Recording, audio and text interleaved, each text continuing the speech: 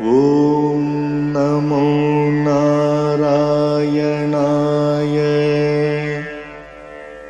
Om Namo Narayanaye.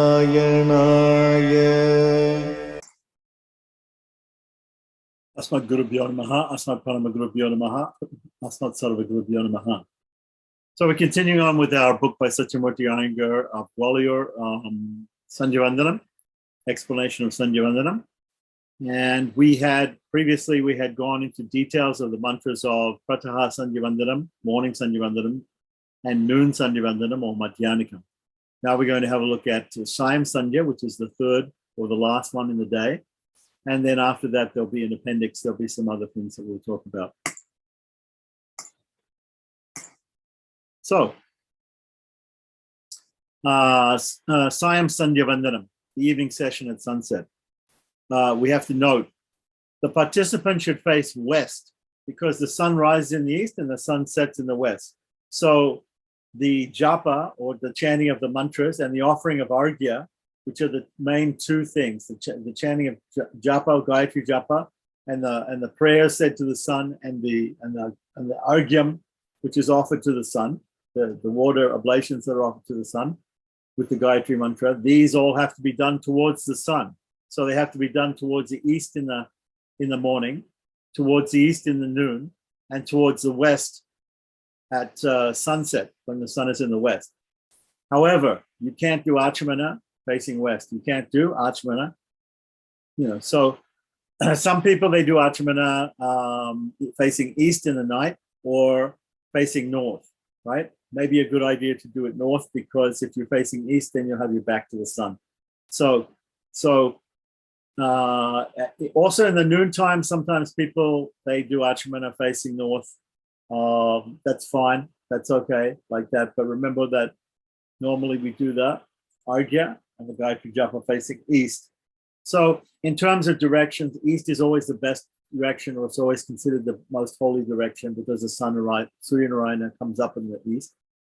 And west is considered to be not so good. And north is the second best direction after east. South is considered yama. It's considered the direction of death, and west is not so good. But since the sun at sunset is in the west, we should definitely face the west for those three things: the Arghya Pradhanam, any prayers that we make to the sun, and also the Gayatri Japa. So same as in one. So everything's the same as in the Prataha Sandhya Vandanam, except the following changes. In the Sankalpa under sections 3, 9, and 10, substitute Siam Sandhyam instead of Prataha Sandhyam. So remember, we said we said Prataha Sandhyam Upashishe in the morning. So we said Madhyanikam Karishe for the Sankalpa in the noon. And in the night we say Siam Sandhyam Upashishe. Okay. So section 5 here, the Siam Tirtha Prasana Mantraha. Okay, so Agnischama Manyuscha Manyupadeyascha Manyukatebhyaha Papebhyo Rakchandam Yad Anamapapa Makarasham Manasavacha Hastabhyam Padbyam Udarena Shishna Hastadavalumpatu Yatkincha Duritam Mahi Idamaha Mamamritayonau Satye Jyotichiyomi Swaha. This mantra is the same as the morning session, except for a few 4 changes in the words underlined above. So instead of Surya's cha, it's Agnis cha. Instead of Yad Ratris, it's Yad Arna, right? So instead of Surya Agni, instead of Ratris, which is night, it's Ana, which is day. So what we're saying is, in the morning, we're saying all the sins that I committed in the night, let those be gone. And in the evening, before sunset, we're saying everything that I did all day, which was sinful, that should also be destroyed, right? And Satya instead of Surya, instead at the end, right? Hastadavalumpatu. This mantra is the same as for the morning section, except for those 4 changes, which you see the underlined words. So Agnis cha in the place of Surya's cha. Agnihi could mean either the Supreme Lord as the indweller in the element of fire, or it could directly refer to the Lord as the one who does the agranayanam, that is, leads us to the ultimate goal. Okay, so yadahana, in place of yadratriya, by day, may I be absolved of whatever sin I committed by day instead of at night, right? The third place, ahastaravalumpatu, in place of ratristaravalumpatu. Ahas also means day. So let my sins be wiped out by the supreme deity ordaining the time factor of day. 4, Satya Jyotishi, in the place of Surya Jyotishi. Satya means the supreme Brahman. Satyam Jnanam Anantam Brahma, the Sriman Narayana or Krishna. The phrase means the resplendent Lord. Okay, so now after the Gayatri Japa, we have the Surya, the Siam Upasthana Upasthana Mantra. Mm-hmm. This mantra is entirely different from those in the morning and midday sessions. However, the portions commencing with Sandhya Namaha, etc., right, are common to all three sessions. Now you have to remember though that you're going to start when you do Sandhya Namaha, Savachaya Namaha, you're going to be facing a different direction, right? In the morning, you start out Sandhya Namaha, Savachaya Namaha, Gayatri Namaha, Saraswati Namaha, and you turn around, right? Prachaya Namaha, Dakshinaya Namaha, Prichaya Modichaya Namaha. But in the evening, so morning and noon, that's going to be the same. But the evening, you start out with the West. So you start out with, instead of Prachaya Namaha, you start out with Pratichaya Namaha, Udichaya Namaha, North, Prachaya Namaha, Dakshinaya Namaha, like that. Goes around, right? So it goes around differently. So here we have the Siam Upasthanam mantra. Imam me varuna shri havam nujja chamidaya tvamavasura chake tatvayami brahmana vandamana stada aste yajamano havibbihi ahedamano varune habudhyurushagumsha mana ayuku pramoshihi yashittite visho yata padeva varuna vratam minimashi devidyavi yakinchedam varuna devye jane pitroham manusha aschanamasi Achitti yattavadama yugopima manastasmanena so devari rishaha hitavaso yadvidibuni divi yadbagha satyamuta yanna vidma sarvata vishya stitireva devata te syama varuna priyasaha. Okay, so this comprises of 5 riks or 5 mantras. The mantras of the Rig Veda are called riks, like that. In any mantra in the Vedas, we can call it a rik, like that. So the end of each mantra is denoted by double strokes. Okay, so these double strokes that are put here in the transliteration, or even in the Devanagari. In the Devanagari, they're called dandas. So there's a danda and then there's 2 dandas. 1 danda means like a comma in English, and 2 dandas means like a full stop or a period at the end of a sentence in English. So these are places where we can take a breath when we're chanting. And also marked 1, 2, 3, 4, and 5. The first mantra, 3 mantras, are attributed to Sunashepa Rishi, also known as Devaratar. The 4th and 5th are attributed to a sage Vashishta and Atri, respectively. If we do the Rishadi Nyasa, the Nyasa for all of these mantras, which has not been included here, but if anybody wants to know, they can get in touch with me. Then it mentions all the rishis and the different meters of the different mantras.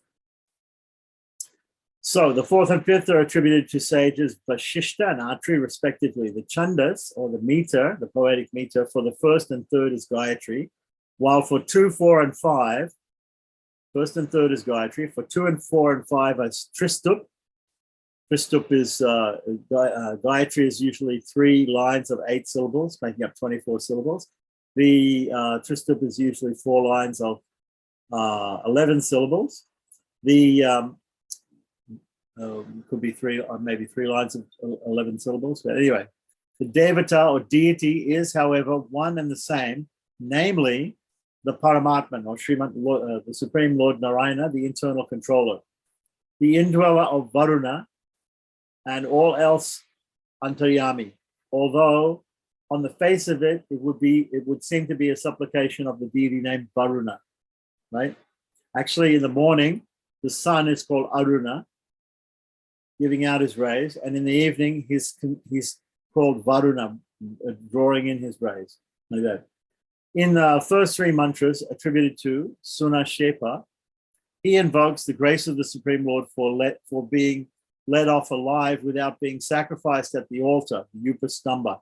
A Yupa is a yoke, a cradle in which the animal, or if it's a human sacrifice, the person puts his neck, the animal puts the neck in the Yupa, is tied to that sacrificial post and is slaughtered in the sacrifice. So this may be in some Vedic sacrifices. Normally, in this particular age, we don't perform those type of sacrifices. To which he stood tethered in a yajna, which was being performed no less than his own father, the officiating as Ritvik. The word Ritvik means an assistant priest in a Vedic sacrifice, or just an assistant priest. It can be used. There are normally in a Vedic sacrifice, there are normally four main priests: the Advaryu, the Hotri, the Udgatri, and the Brahma priest. And they represented four different Vedas, and they have three or four assistants each, which have different names too, which we can look up.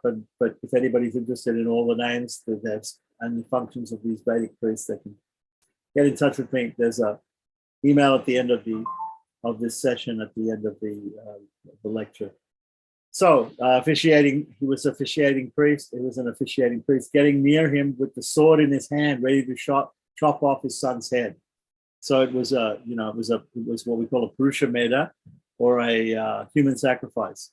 And normally that's even when it was done, when it was accepted to be done, it was done only if a person was more or less subhuman, that was very unintelligent and maybe retarded in some way, and then he would get a better life in his next life, or he would be elevated by that. The Vedic sacrifices of animals and human beings are meant to elevate those personalities like that. Anyway, they're not at all a part of Vaishnavism, so we don't have to worry about them so much. But the point is that they may be mentioned in the Upanishads and the Vedas, so we can learn from these stories. We can learn the meanings of the morals of the stories. So in the long lineage of the Ikshvaku dynasty of yore, there was a king by name Harishchandra, who remained childless even though he had as many as 100 wives. As advised by sage Vashishta, the king propitiated Varuna for begetting a son, volunteering to sacrifice that very son sometime later in a yajna to be performed for propitiation of Varuna, literally returning the latter's gift. The king was blessed with a son named Lohita. All right, but Varuna demanded his pound of flesh after some years, reminding Harishchandra of the promise made by him earlier on to give back the son to the deity at the sacrificial offering, as a sacrificial offering. By mutual consent, the dreaded event was put off until after the Upanayanam, or the sacred thread ceremony of Lohita. However, when Lohita was told, and that usually for Brahmins, Kshatriyas, Vaishyas, and Sudras, for Brahmins, it's done at the age of 7 or 8. And it's a few years later for the Kshatriyas and Vaishyas. It's all mentioned in the Dharma Shastras. It has to be, and the sacred thread ceremony usually has to be done by the age of 24 or even before that. No matter what class the person is in. However, when Lohita was told at the appropriate time by his father regarding the latter's commitment to the deity, he grew defiant and fled to the forest. Therefore, the revengeful Varuna penalized the king by afflicting him with dropsy or bloated tummy. 5 years later, Lohita managed to buy off Sunashepa, the middle one of 3 sons of a greedy rishi by name Ajigartha, in exchange for 100 cows, as both Harishchandra and Varuna gave clearance to it.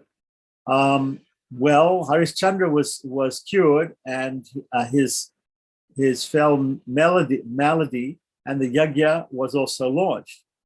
And here, at the critical juncture of the course of the yajna, where poor Sunashepa Rishi is tied to a sacrificial post, and the axe is about to fall on him.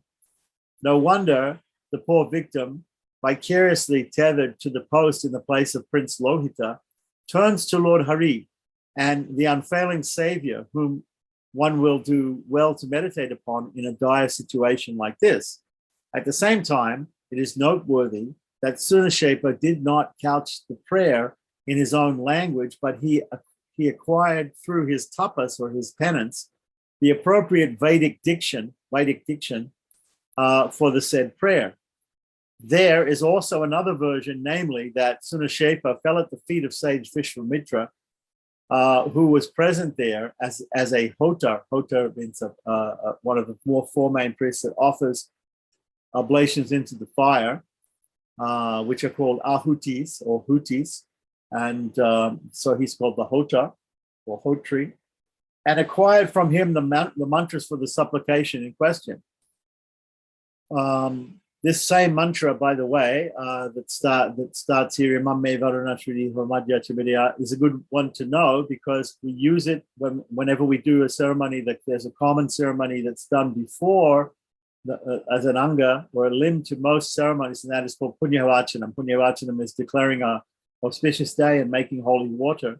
And at punyavachanam, we use this mantra to meditate and do a dhyanam by meditation, call Varuna, or to call the Supreme Lord Pundarikaksha Varuna into the pot with the coconut and water, and to worship Varuna in there to make the water holy. So what is more, eventually Sunashepa not only secured longevity, duly released from the current entanglement, but was also adopted by sage Vishwamitra as his son. This final episode finds mention in the Bhavricha Brahmanam, Srimad Bhagavatam, chapters 7 and 16 of the 9th canto, or 9th skanda, and Valmiki Ramayana, Sarga 61 and 62 of the Balakanda. There is, however, substantial variation in the account contained in Valmiki Ramayana. The name of the king has been mentioned as Ambarisha, who bought Sunashepa for being sacrificed in place of the animal tied earlier on to the sacrificial post, which disappeared from the spot due to the machination of Indra. Govinda Raja, who is a celebrated commentator on the Valmiki Ramayana, the Sri Vaishnava commentator on the Valmiki Ramayana, has affirmed that Ambarisha was yet another name of Harishchandra, but has chosen to keep silent in regard to the other variations noticed in the Ramayana version of this episode. In any case, only the unenviable plight of Sunashepa and his invocation of the Supreme Lord's grace are relevant here. Let us now proceed to study what has been conveyed in these mantras. So, mantra number one. May you, O Supreme Lord, the internal controller of Varuna and all else, listen to this prayer of mine. Varuna me imam havam shrudi.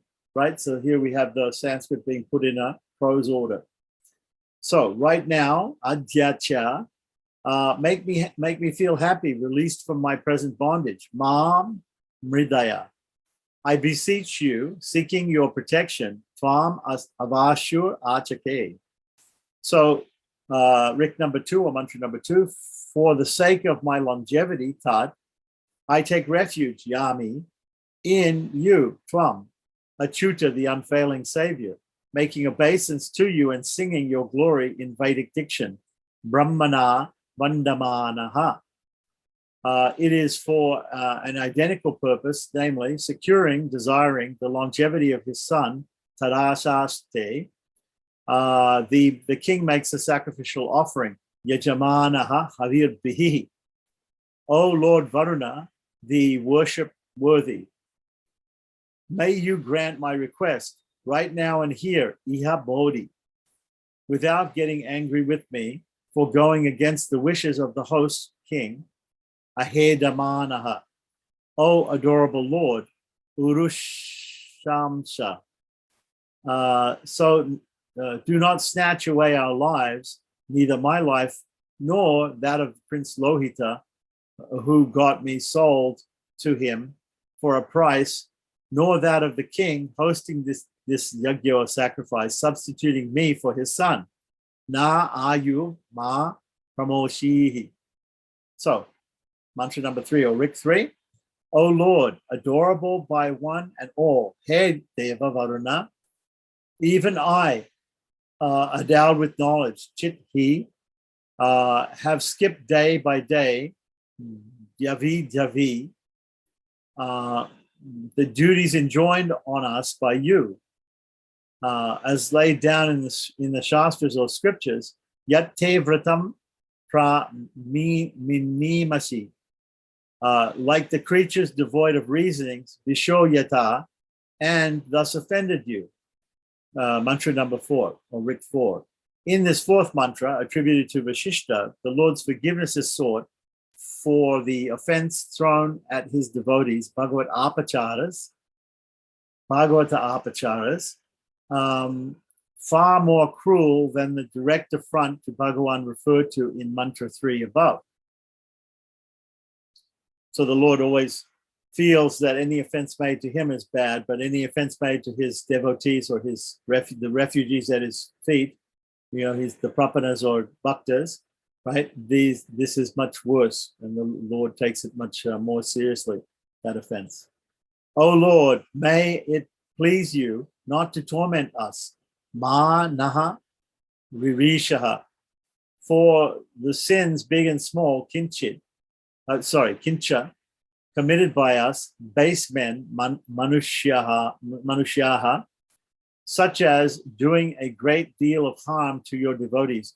Daivye jane yat idam abhidroham charamasi. Flouting out of ignorance, achiti, the decrees and injunctions imposed on us by the scriptures, which are but your commands. Tava dharma yat yuyopima, and the like. Tasmad ena saha.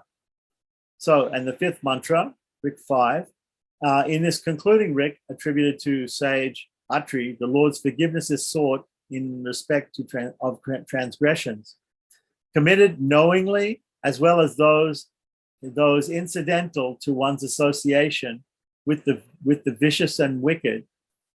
O highly adorable Lord Vasudeva, Deva Varuna, may you drive out from us vishya, sins, tagged onto us due to our involvement in vices like gambling in the company of the wicked. Divi kita vasaha naha yat aga riripuhu, as well as sins committed deliberately, yadva satyam, and unknowingly, utayana bidva, and in short, sins of all kinds, sarvaha taha. Thereafter, may we become your favorites, dear to you, te priyasaha syama. The rest of the portions are as in section 1, except in the salutations, the directions under subheading 12, Abhivadana, the order of the first 4 directions to be cyclically changed to read. So first we're going to start with the west because we're facing west. So Prache Namaha, Udiche Namaha, Patiche Namaha, Udiche Namaha, Prache Namaha, Dakshinaye Namaha. Okay, so west, north, east, south. Okay. Now we've come to the appendix. Prostration and Abhivadana. Shastanga pranam for unto elders, or complete prostration, falling down like a stick, with 8 parts of the body touching the ground.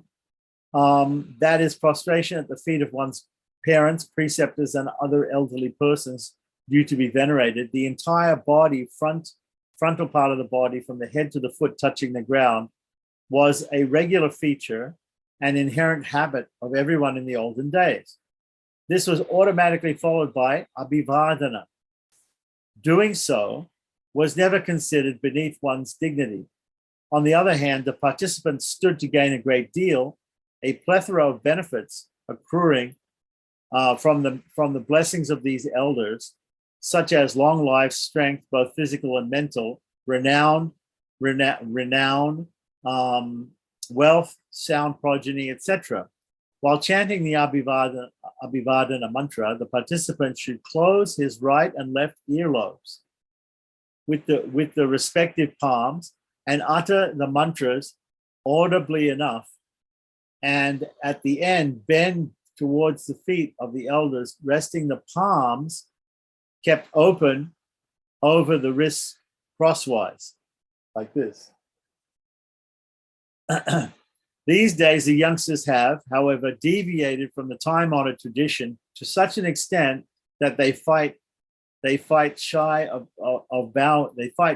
bowing before elders and need external compulsion of sorts by the near and dear ones on ceremonial occasions to offer their namaskarams or their prostrations, right, to the elders around in the aforesaid manner. In any case, it is an integral part of Sandhya Vandanam. The Abhivadanam is to be performed, as has been indicated, in the appropriate place in the body of the text.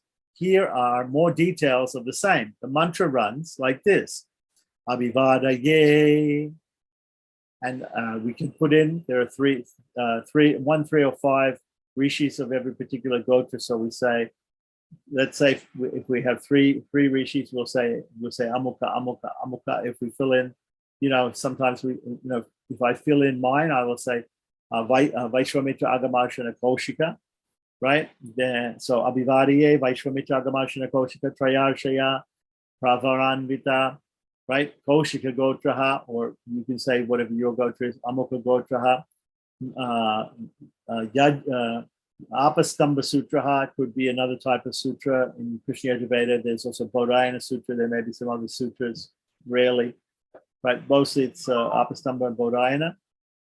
Then Yajushaka Jayi, meaning Yajurveda Sandhya Vandanam, Yajushaka Jayi, and then the name of the person, Amuka Sharma Namaha must be go, or in my case, I can say Sri Keshava Sharma Namaha must be go, like that.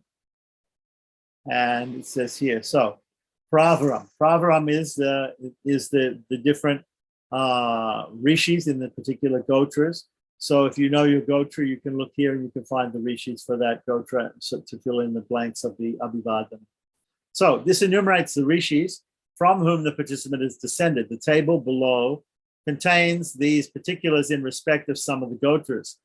The pravaras, in the case of other gotras, may be ascertained from the concerned elders. So here we have a list of 11 gotras with the different pravaras. So for Bharadvaja, number 1, Angirsha, Bharhaspatya, Bharadvaja. For Atreya, Archananasa, and Syavasva. For Vadula, Bhargava, Vaidatavya, and Savedasa. For Srivatsa, Bhargava, Shayavana, Aplavana, Aurava, Jamadagnya, right? So in that case, there's 5 rishis. So you have to change the mantra if to Pancharshaya instead of Trayarshaya for saying there's 5 rishis. Koshika, this is one I use, Vaishwamitra, Agamarshana Koshika. Kaundinya, Vasishta, Maitra-Varuna, Kaundinya, Harita, Angirisha, Parmyasva, and Modalya, right? For Naidruva Kasyapa, which is a different, for Kasyapa, Kasyapa, Avatsara, and Daivala. For a different type of Kasyapa, Naidruva Kasyapa Gotra, Kasyapa Avatsara, and Naidruva. For Sadmarshana, Angirasha, Porukutsa, and Trasastasya. For Gargi, Angirasa, Baraspatya, Bharadwaja, Sainya, and Gargya. Again, 5 rishis instead of 3. It's going to explain here. So there's a note. The Pravara comprises mostly of 3 rishis, while, and there might be some other ones where there's only 1 rishi. In some cases, in some such cases, the slokas number 4 and 11 above in the mantra for the mantra of the Abhivadanam, there are 5 rishis. Instead, in the latter case, Pancharshaya should be substituted for Trayarshaya in the text of the mantra. So number 2, the Gotra, one's own Gotra, which should match in the Pravara, as in the table. Number 3, Sutra, the Rishis of yore have indicated in respective sutras the manner of performing rituals enjoined under these different shakas or branches of the Veda. They are as follows. Rig Veda sutras are Ashvalayana and Katyayana. There may be more, right? Yajurveda sutras are Apastamba and Bodhayana. There may be more. Samaveda sutras may be Trayayana Sutra and Ranayani Sutra. Number 4, Shaka, is a particular branch of the Veda, namely Rig, Yajur, Sama, or Atharvana, followed traditionally by the participants' forebears in terms of the rituals enjoined under each. And then number 5, the Nama, or name. Scriptures have enjoined that one's personal name should be auspicious for a Brahmin, indicative of valor for a Kshatriya, indicative of wealth for a Sudra, and indicative of service, for a Vaishya, indicative of wealth for a Vaishya, and indicative of service for a Shudra, and should end with Sharma for a Brahmin, Varma for a Kshatriya, Gupta for a Vaishya, and Dasa for a Sudra. It's just amazing that the facing different directions for the precursor in the beginning of the Sandhya Vandana for the evening, like Prachi, Prachin, the west, and other directions. But is it the Gayatri mantra? Could it be chanted west, for Gaudiyas? The Gayatri mantra is a mantra which is addressed to Surya Narayana in the sun. If the sun is in the east, you have to face the east. If the sun is in the west in the evening, you have to face the west when you do Gayatri Japa. There are other prayers also to the sun, which you have to face west in the evening. I was just contemplating if you do your other within that you do your other Gayatris. What are you talking about? In the morning, if you did it all in the morning. Yeah, well, normally you're not supposed to do it all at one time. You're supposed to do it at that particular time.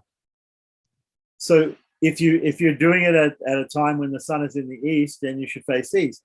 Except maybe if you're doing evening, noon or evening, when the sun is not in the east, if you're doing that earlier in the morning, then maybe you can meditate the sun is in the east and in the west and turn to the west. But in any case, it's for sure when in evening Sandhya Vandana, you have to do Argya, Pradhanam, and you have to do the Suryupasthanam, and you have to do the Gayatri Japam. Everything has to be done in the west, except for Achmana and some other parts of it. It has to be done in the west. Yeah.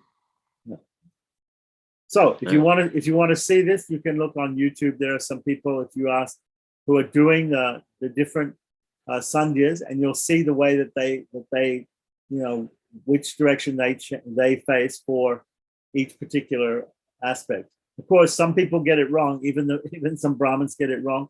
I was doing Sandhya Vandanam in Mysore one time, and I was out the front of a house, and there was another Brahmin, a Madhva Brahmin, on the other side of the room. He was an older man, like that, and he was also doing evening Sandhya Vandana. And I did my Sandhya Vandana. He was very happy to see that I was doing Sandhya Vandana. But afterwards, he came over and he said, actually, you shouldn't face west when doing the Gayatri Japa and the Upasana and everything like that. I said, actually, you're wrong. You have to face west. And I told him, I explained to him why, and he accepted it. He agreed. You know, maybe nobody had told him. Maybe he didn't know, like that. This is why normally speaking, you have to learn this from somebody who's who knows properly and has been taught properly how to do these things. Because, you know, if we can't just learn these things from a book, you know, we need to have somebody show us, and that person should also be an authority. That person should also have some knowledge. It's not that you can't learn it from a book.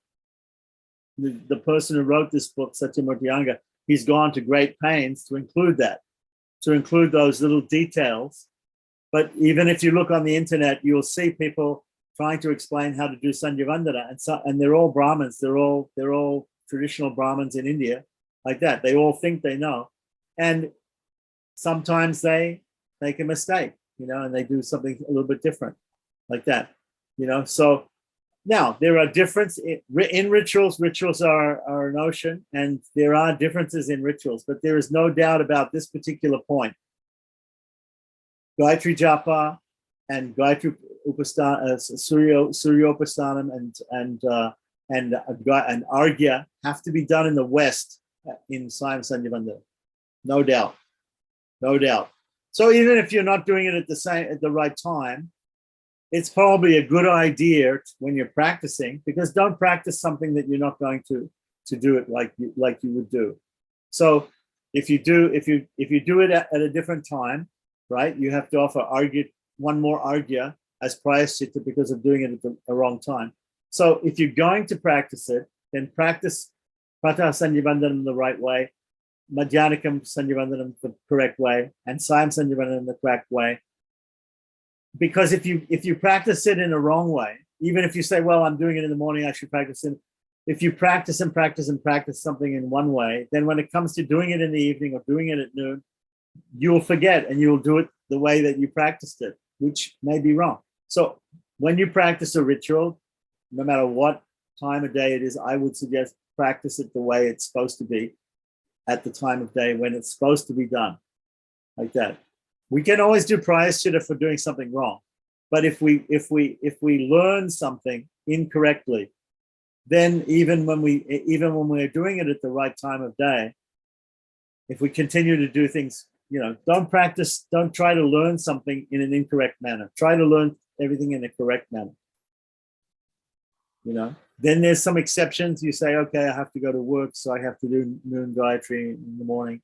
Or I have, you know, I can't take a bath because I'm getting on a plane tonight, so I'm going to do Sandhya Vandanam, you know, I'm going to do it before I get on the plane or whatever it is. There are some modern circumstances that we have to take advantage of. Of course, some people are very strict, and even when they fly from one place to another place to America like that, they'll stop along the way. They'll go out, they'll take bath, they'll face the proper direction, they'll do it Sandhya Vandana, and then the next day they'll get on the plane and they'll continue the journey like that. So they don't break doing it in an actually exactly proper way. So that's very nice if you can do that. Not everybody can do that all the time. So we sometimes have to do things a little different, but we shouldn't learn to do them according to the exceptional rules.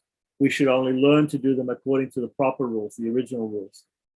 Like that. So for instance, somebody told me that he used to go from South India to North India and used to take a big long train trip. It takes 2 or 3 days.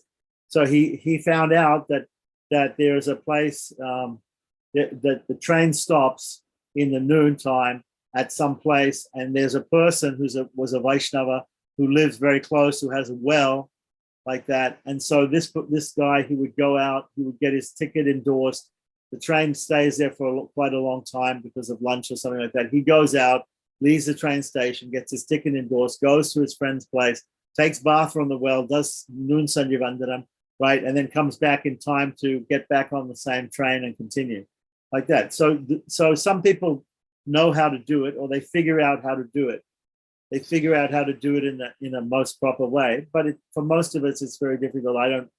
There's no possibility for me if I'm taking a train or a plane or something like that to get out and go and do Sandhya Vandanam, you know, during a stop or something like that. I mean, the only stop I know of that was very, very long in train trip that I used to take was going from Tamil Nadu to Kerala. There was a train trip that stops in Palgat, which is a Brahmin neighborhood of Kerala, and I would go to a Sanskrit bookshop called Arisvadya, which is a very famous traditional Sanskrit bookshop, because the train had to turn around and they had to detach carriages and things like that. It took hours and hours and hours. So you can either sit on the train or you can go to the bookshop and you can go and do some things. So that's the only one I know of. But normally you don't have enough time to do these things when you stop for you know, either in the middle of a plane trip or a train trip. So anyway, the point is, when you learn a ritual, try to learn it the way that it has to be practiced in the proper way, and then you'll always do it that way. Then if you have to make an adjustment later, then you can make an adjustment later to it, something like that. But at least you learned it off by heart the proper way. Yeah. Okay?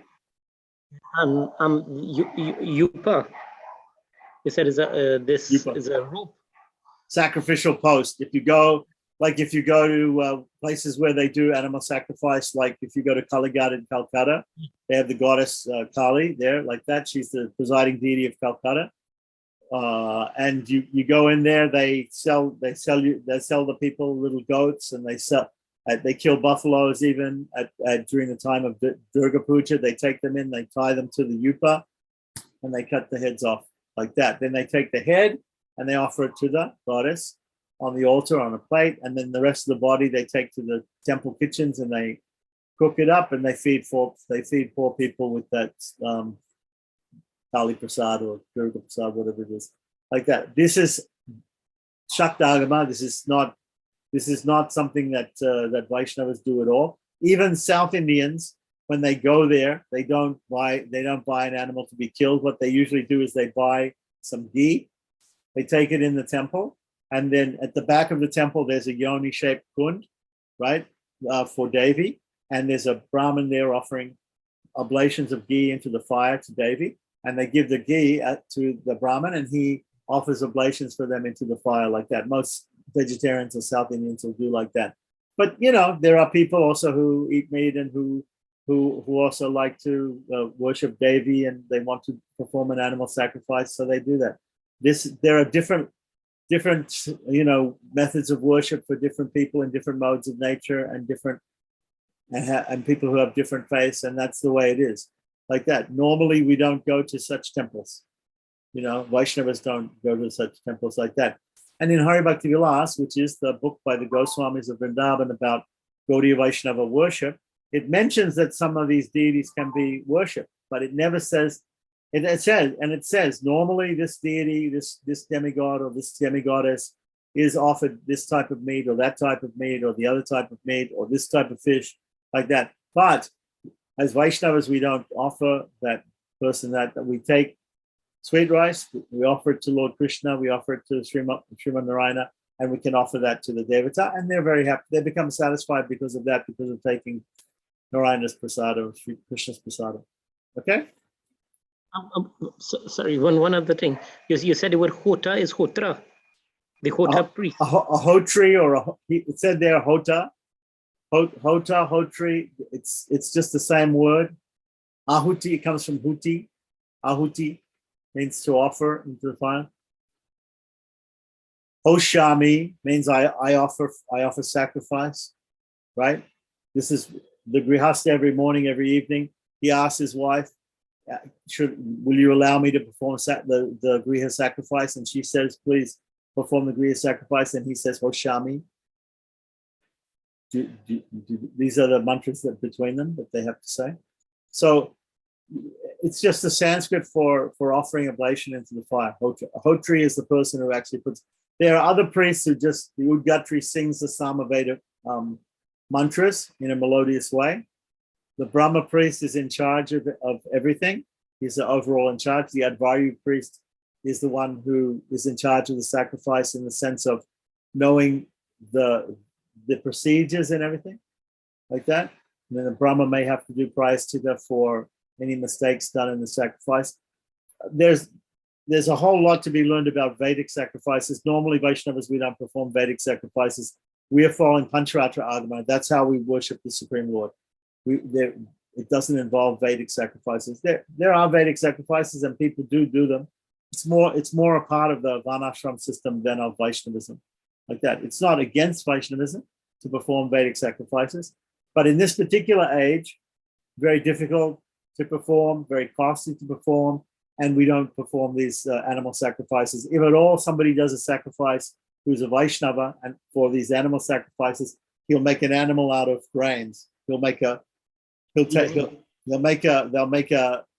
dough out of rice flour or something, and they'll make an animal, looks like an animal made of rice, and they'll cut it like that. You know, some of my students in Madrid, when they go to serve the Indian community there, the expatriate Indian community there, who are worshippers of Durga, and they'll go and do Navratri Puja like that, and they'll take a melon or they'll take a banana and they'll cut it with a knife, and they'll, you know, instead of killing an animal like that.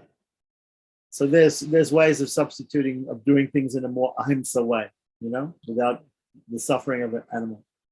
Yeah. Okay. There's one other question. One other question in connection to the sacrifice. I mean, it's off the topic of the Sandhya Vandana. In Indonesia, Bali, Indonesia, the sacrifice and all these, like how we do in the Sandhya Vandana, you do a certain part of Pitri Puja and what so forth. But in Indonesia, you mean like Nandi Shraddha? Yeah. Nandi Shraddha is done before you do different samskaras. It's taking permission from the ancestors to perform a particular ritual. Yes. But in Indonesia, they integrate the Balidan also in everything. Okay, Balidana means you take the fruits of the sacrifice, like the rice or whatever it is like that, and you offer it to different devatas. That's Balidana. So you're talking about different things here. You're talking about, first of all, you're talking about Nandi Shraddha, which is taking permission from the ancestors. Secondly, after you offer some rice or some different fruits or whatever it is to Lord Vishnu, then Balidanam is like what we do when we do Panchamahayagis every day. We have to offer some of the food that we offer to the Lord, we have to offer to different devatas, like that, as prasadam. Right? Deva, you know, Vaishvadeva. It's called Vaishvadeva. Yeah? Yeah, but that's not usually part of sacrifice. Now, the procedures that are there in Bali, in Indonesia, right? They're Hindus in Bali, but I think mostly they're following Shaivagama. They've been influenced by Shaivagama. And so they have, you know, I've been to Bali several times, and I've seen the different types of, they do follow agamas. Agamas, it's not, you know, they have a completely different way of chanting the Vedas, and they have some completely different ways of doing the pujas and things like that. So we need to, first of all, you know, we can learn about all those things, but we first of all need to learn our system. Then we can learn other people's systems. Okay. Have you been to Bali? No, just had some information and yeah. So then you should certainly go to Bali and see it. Go to Bali. Go to Cambodia. See Angkor Wat. The Hindu or Vaishnava religion, you know, spread all across, you know, Asia, or as far as China and so many places. So it's still there. The remnants of it is still there. In some cases more, in some cases less, like that. So it's nice to see, like that. And some things they do better than in India. Some things they do better than in India. You know, they better decorations. They know some things better than in India. Their attitude sometimes is better than many people in India. So I'm not saying it's wrong what they're doing. They're doing things according to their traditions and their customs, and we have to do according to ours. That is called sampradayam. Sampradayam means our tradition, and we follow our tradition.